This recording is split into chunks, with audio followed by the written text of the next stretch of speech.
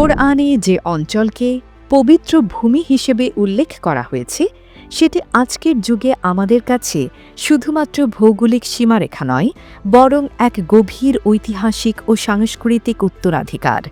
এই ভূমি, যা ইতিহাসের পাতা জুড়ে ধর্মীয়, সাংস্কৃতিক ও রাজনৈতিক পরিবর্তনের সাক্ষী, তা হল ফিলিস্তিন ও এর আশেপাশের অঞ্চল। কেন এই অঞ্চল এত পবিত্র, আজ তাই জানব।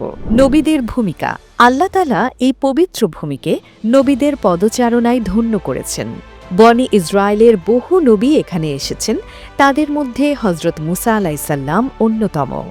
আল্লাহর নবী হজরত ইব্রাহিম ও লুত আলাইসাল্লামকে আল্লাহ তাআলা ফিলিস্তিনে হিজরতের কথা বলেছিলেন। শামের ঐতিহাসিক গুরুত্ব। শাম শব্দটি মূলত ফিলিস্তিন, সিরিয়া, লেবানন, জর্ডান এবং আশপাশের অঞ্চলগুলোকে বোঝাত।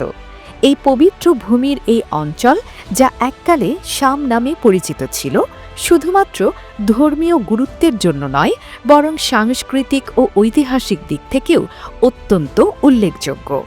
শাম অঞ্চলে বিভিন্ন সভ্যতার উত্থান ও পতন ঘটেছে, যা মানব ইতিহাসের ধারাকে বদলে দিয়েছে।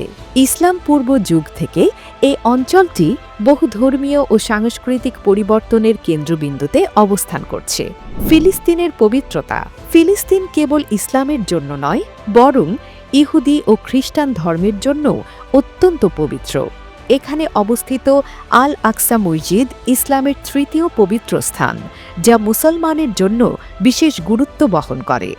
কোরআনে উল্লেখিত বহু নবীর জীবন ও কর্মকাণ্ড এই ভূমিতে সংঘটিত হয়েছে, যা এই অঞ্চলের পবিত্রতাকে আরও বৃদ্ধি করে। ফিলিস্তিনের ভূখণ্ডে রয়েছে প্রাচীন শহর জেরুজালেম, যেখানে ধর্মীয় বিভিন্ন ঐতিহ্য ও সংস্কৃতির মেলবন্ধন ঘটে। এই শহরটি ইতিহাসের নানা পর্বে ধর্মীয় সংঘাত, যুদ্ধ ও শান্তির প্রতীক হয়ে উঠেছে। আজও ফিলিস্তিনের জনগণ তাদের ঐতিহ্য ও সংস্কৃতিকে রক্ষা এবং পুনরুদ্ধারের জন্য সংগ্রাম করছে। ফিলিস্তিনের পবিত্র ভূমি আমাদের কাছে একটি গভীর ঐতিহাসিক ও সাংস্কৃতিক সংযোগের প্রতীক। এটি শুধুমাত্র ধর্মীয় গুরুত্ব বহন করে না, বরং মানবতার সংগ্রামের এক অবিচ্ছেদ্য অংশ। A B news desk report.